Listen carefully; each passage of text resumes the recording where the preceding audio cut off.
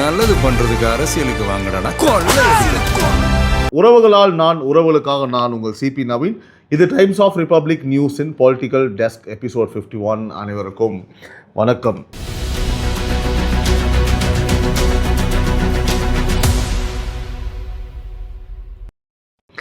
ஐயோ ஜாலி அப்படின்ற மாதிரி எலெக்ஷன் கமிஷன் வந்து ஒரு வேறு லெவலில் ஒரு அறிவிப்பை விட்டுருக்காங்க. உறவுகளை எலெக்ஷன் கமிஷனோட ரூல் பிளாக் என்னன்னு கேட்டிங்க அப்படின்னா, கிரிமினல் அஃபென்ஸ் உள்ள கேண்டிடேட்ஸ் இருக்காங்க இல்லையா, அந்த கேண்டிடேட்ஸ் அவர்கள் மேல் உள்ள கிரிமினல் டீட்டெயில்ஸை வந்து பப்ளிக்காக வந்து அவங்க பப்ளிஷ் பண்ணணும் அப்படின்றதான் சொல்லியிருக்காங்க. ஒரு தடவை கிடையாது உறவுகளே, குறைந்தது 3 வேறு தேதிகளில் பப்ளிஷ் பண்ணணும்னு சொல்லியிருக்காங்க. அதுவும் வந்து பார்த்திங்கன்னா வித்ட்ராயல் லாஸ்ட் டேட்டு அடுத்த நாள் முதல் போலிங்க்கு 2 நாள் முன், அதாவது போலிங்க்கு 48 ஹவர்ஸ்க்கு ஓகேங்களா முன்னால் வந்து பார்த்தா டிக்ளேர் பண்ணணும், வெளியே விடணும்னு சொல்லியிருக்காங்க. இது சுப்ரீம் கோர்ட்டோட டைரக்ஷனுக்கு இணங்க எலெக்ஷன் கமிஷன் வந்து இந்த ஆர்டர்ஸை வந்து சர்க்குலேட் பண்ணியிருக்காங்க. அதாவது வேறு மாதிரியான மேட்ரு இது. ஸோ இது வந்து பார்த்தீங்கன்னா இப்போ எப்படி இருக்குன்னா, ஓட்டு கேட்க வரீங்களா, சரி முதல்ல உங்கள் மேலே இருக்க கிரிமினல் கேஸ் லிஸ்ட்லாம் சொல்லுங்கள், மக்கள் கேட்கணும். அந்த மாதிரி வந்து பார்த்தா ஒரு நிலைமை இப்போது வந்துருச்சுன்னு தான் சொல்லணும். இதுதான் வந்து பேசிக்காக டெமோக்ரஸிக்கு ஒரு கரெக்டான விஷயம். இதில் வந்து பார்த்திங்கன்னா எலெக்ஷன் கமிஷன் வந்து அட்டாக் பண்ணவே முடியாது. அதாவது நீங்கள் உங்களை பார்த்தாலாம் இனிமேல் பழிக்காது பேசுகிற யூடியூபர்ஸை. இன்றைக்கி பாருங்கள், இந்த இளைய பாரதம் இருக்கக்கூடிய திரு கார்த்திக் அவர்களை வந்து பார்த்தா சம்மன் கூப்பிட்டு வர சொல்லியிருக்காங்க. அவர் பிஜேபி கட்சியை சேர்ந்தவர். நிறைய யூடியூபர்ஸை இன்றைக்கி வர சொல்லியிருக்காங்க. எதுக்கு அப்படின்னா சவுக்கு மீடியா இது போட்டிருக்காங்க இல்லையா, வீடியோஸ் அப்லோட் பண்ணாங்களா, அதுக்காக சம்மன் பண்ணி எதுக்காக நீங்கள் போட்டிங்க, இதை வந்து அகெயின்ஸ்ட் தி கோர்ட்டு டைரக்ஷன் சொல்லியிருக்காங்க. ஒரு அருமையான பேட்டி அவர் கொடுத்துருக்காரு, போய் செக் பண்ணி பாருங்கள். ஸோ அந்த மாதிரி இவ்வளோ முக்கியமான விஷயங்கள் நடந்துகிட்டு இருக்கும்போது, மக்களுக்கு வந்து பார்த்திங்கன்னா பல்வேறு விஷயம் நடந்துகிட்டு இருக்கும்போது, இங்கே புதிராக வந்து எலெக்ஷன் கமிஷன் வந்து பார்த்திங்கன்னா ஒரு அறிவிப்பை தெரிவிக்கும் போது, அவனை நீ வா யூடியூபரை பிடிச்சி அகாதுகா பிடிச்சி ரோட்டில் போகிறவங்களாம் கேஸ் போடணுன்னு காமெடி பண்ணிருக்கியா, வெக்கரம்பார் ஆப்புன்ற மாதிரி வந்து பார்த்தீங்கன்னா உன் கேஸெல்லாம் சொல்லு அப்படின்னு சரியான மேட்டரை சொல்லியிருக்காங்க. நீ இப்போ எலெக்ஷன் கமிஷனில் பப்பெல்லாம் வேகாது, நான் சொல்லிடுறேன். ஸோ இதில் வந்து பார்த்திங்கன்னா இந்த கேஸ் லிஸ்ட் வந்து இதில் வந்து பார்த்திங்கன்னா அட்டாக் ஆக போவது யார் அப்படின்றத நம்ம வந்து நிச்சயமாக பார்க்கணும். ஸோ கேஸ் லிஸ்ட் வந்து நீளமாக இருக்கும் பார்ட்டிஸுக்கு. தமிழ்நாடு வந்து பார்த்திங்கன்னா ஒரு பிக் ஸ்டாட்ஸ் பிளாக் உள்ளது. இப்போ ஒரு பெரிய பஞ்ச் நான் வந்து தரேன், ஓகேங்களா. இது வந்து நான் ஒப்பீனியனாக சொல்லலை உறவுகளே. இது வந்து பார்த்திங்கன்னா ஒரு ஒரு அனாலிசிஸ் டேட்டாவோட நான் சொல்கிறேன், ஓகேங்களா. 2021 தமிழ்நாடு அசம்பிளி வின்னிங் கேண்டிடேட்டோட அனாலிசிஸ் படி 224 வின்னர்ஸில் 134 பேர் மேலே கிரிமினல் கேஸஸ் டிக்ளேர் பண்ணியிருக்காங்க. இது எத்தனை பேருக்கு தெரியும்? அதாவது 60%. அதில் 57 பேர் வந்து சீரியஸ் கிரிமினல் கேஸஸில் டிக்ளேர் பண்ணியிருக்காங்க. அதாவது 25% நான் சொல்கிறது புரியுதா உங்களுக்கு? அதே ரிப்போர்ட்டில் வின்னிங் கேண்டிடேட்ஸ் ஆவரேஜ் அசட்ஸ் இருக்குது தெரியுமா, 12.27 crores சொல்கிறாங்க. Association for democratic reforms party wise பார்த்தா டிஎம்கே வினர்ஸ் வந்து பார்த்திங்கன்னா 125 பேரில் 96 பேர் மேலே கிரிமினல் கேசஸ் வந்து டிக்ளேர் பண்ணியிருக்காங்க. அதாவது 77%. இதெல்லாம் டேட்டா நல்லா புரிஞ்சுக்கோங்க, முக்கியமானது. இந்த வீடியோ அதே மாதிரி ஃபுல்லாக பாருங்கள். இது வந்து மிக மிக முக்கியமான ஒரு வீடியோ. அதில் 39 பேர் வந்து பார்த்திங்கன்னா சீரியஸ் கிரிமினல் கேசஸில், அதாவது 31% நான் சொல்கிறது. அதாவது அசோசியேஷன் ஃபார் டெமோக்ராட்டிக் ரிஃபார்ம்ஸ். இதையே இன்னொரு ஆங்கிளில் பாருங்கள் உறவுகளே.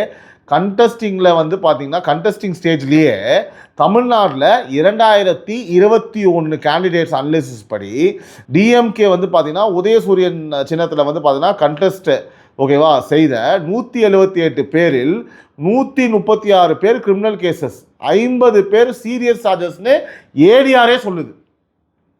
ஸோ ஏடிஆர்னா என்னது? Association for democratic reforms.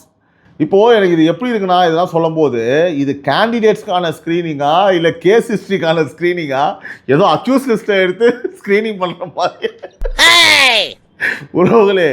Jokes அப்பாட்டு நினச்சி பாருங்கள். இந்த நியூஸை பார்த்த உடனே வந்து ஐயோ நெஞ்சு வலிக்குதே, ஐயோ வயிறு வலிக்குதே, ஐயோ தலையெல்லாம் சுற்றுதே அப்படின்னு அவன் நெஞ்சை பிடிச்சி உண்மையாகவே. இதில் இன்னொரு விஷயம் நான் சொல்கிறேன். இதெல்லாம் தாண்டி வந்து பார்த்தீங்கன்னா இதை பப்ளிஷ் பண்ணணும்னு சொல்கிறாங்களே, அவன் வந்து பார்த்தீங்கன்னா முரசொல்லிலையும் ஓகேவா.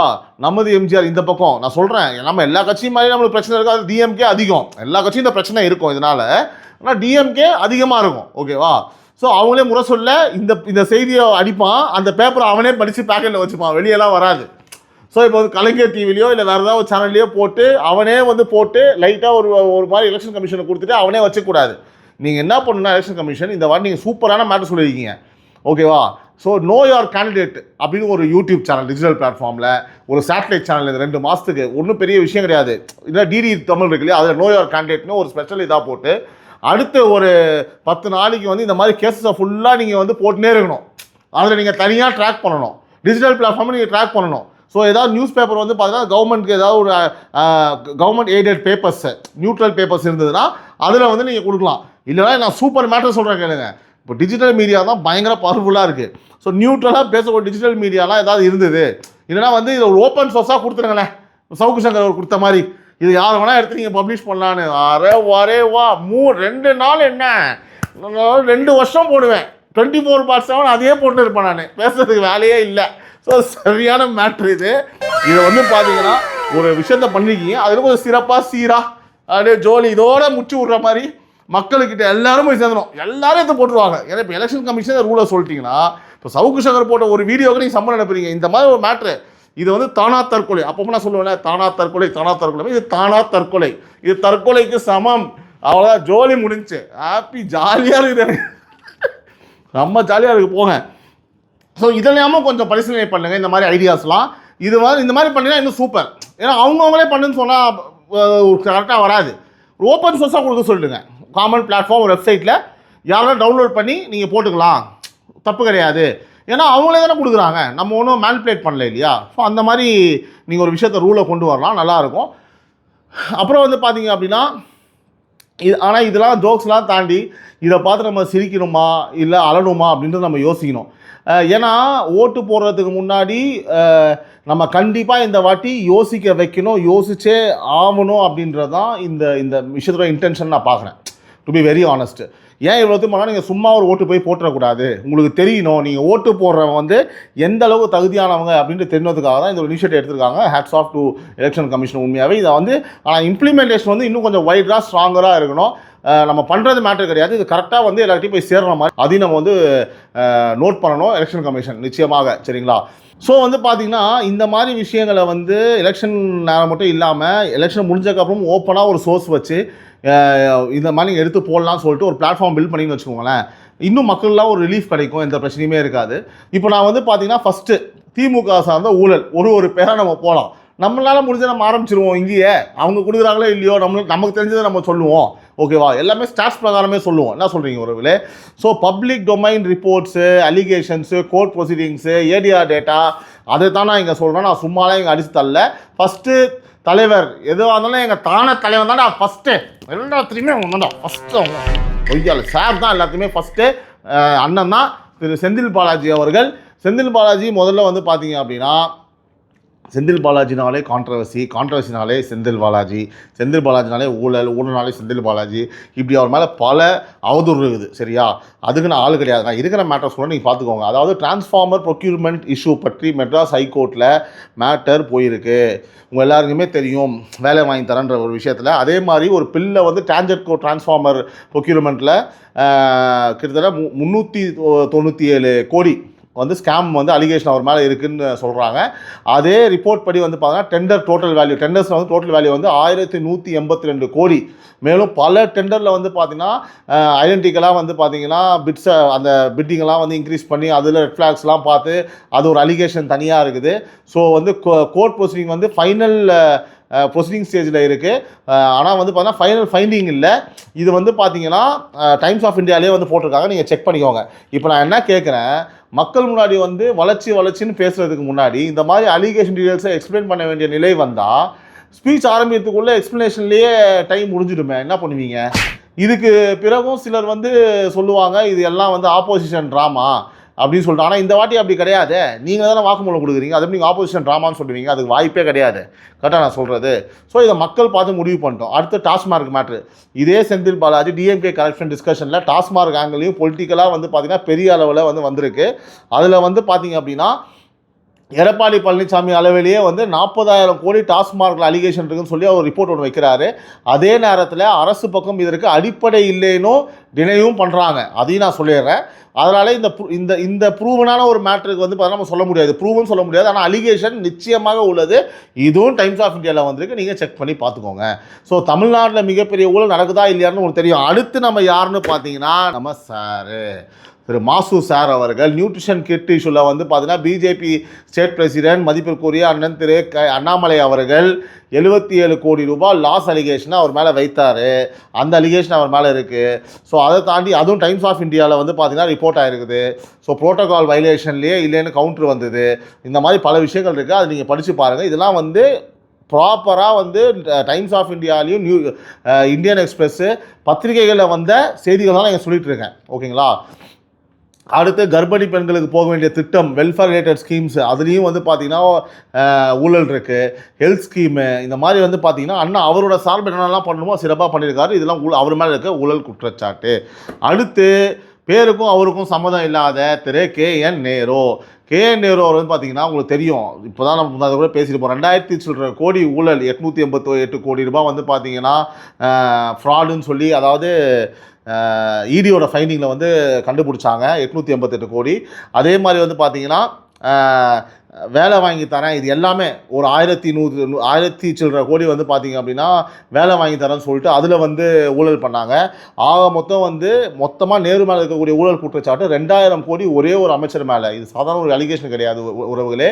எஃப்ஐஆர் கூட இடி வந்து ப்ரெஷர் பண்ணி போட முடியாத அளவுக்கு டிஜிபி வந்து நெஞ்ச புடிச்சு போய் ஹாஸ்பிட்டலில் பார்த்தீங்கன்னா எல்லாருக்குமே தெரியும். இந்த மாதிரி பல விஷயங்கள் நம்ம பார்த்தோம். அதாவது இவ்வளோ பெரிய ஊழல் குற்றச்சாட்டு இருந்தால் அவர் மேலே ஒரு எஃப்ஐஆர் போட முடியல. அவ்வளோ வந்து திரு ஸ்டாலின் அவர்கள் வந்து அவருக்கு ஹெல்ப் பண்ணுறாங்க அப்படின்றது எல்லாருக்குமே தெரியும். அடுத்தபடியாக லிஸ்ட்டில் இருக்கக்கூடியது ஓஷி நம்ம ஓசி மாஸ்டரு. ஓகேவா? இப்படியானார்ல அவரே தான் பொன்முடி. அவர் வந்து பார்த்திங்கன்னா அவர் மேலே ஒரு கேஸ் வந்து அது அதாவது ஊழல் குற்றம் நிரூபிக்கப்பட்டு அது எல்லாருக்குமே தெரியும், ஒரு பரபரப்பாக பேசப்படுது. மெட்ராஸ் ஹைகோர்ட்டில் வந்து பார்த்திங்கன்னா சோமூட்டுவாக வந்து பார்த்திங்கன்னா ரீஓப்பன் பண்ணி ஆர்டர் போட்டு அதற்கு மேலே சுப்ரீம் கோர்ட்டு டெவலப்மெண்ட்டு அப்புறம் கன்விக்ஷன் ஸ்டே இந்த என்டையர் மேட்டரில் வந்து லீகல் ரிப்போர்ட்டிங்கில் இருந்தது. அதனால் சேஃபஸ்ட்டு அதாவது ரீடிங் என்னென்னா, இந்த கேஸ் ரீஓப்பன் ஆகிட்டு லீகல் ப்ரொசீடிங்ஸ் ஹெட்லைன் ஆனது, பின்னர் சுப்ரீம் கோர்ட் ஸ்டே வந்தது. இதுவும் டைம்ஸ் ஆஃப் இந்தியாவில் இருக்குது. ஒரு அமைச்சர் மேலே வந்து பார்த்தீங்கன்னா அதாவது தண்டனை கொடுத்துட்டாங்க, அப்புறம் திரும்ப ஸ்டே வாங்குறாங்க.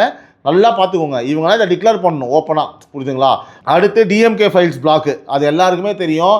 திரு அண்ணாமலை அவர்கள் டிஎம்கே ஃபைல்ஸ் 1, 2ன்னு சொல்லிட்டு RN ரவி அவர்கிட்ட எடுத்துகிட்டு போய் மொத்தமாக கொடுத்தாங்க. ஸோ இதில் வந்து பார்த்தீங்கன்னா 9 மினிஸ்டர்ஸ் மீது வந்து அலிகேஷன் இருக்குது. மொத்தம் அவர் கொடுத்தது வந்து இந்த டிஎம்கே ஃபைல்ஸ் வந்து 5600 கோடி கரப்ஷன் வந்து கொடுத்தாங்க. இது எல்லாருக்குமே தெரியும். இதுவும் எல்லா பத்திரிகைகளும் வெளியிடப்பட்டது.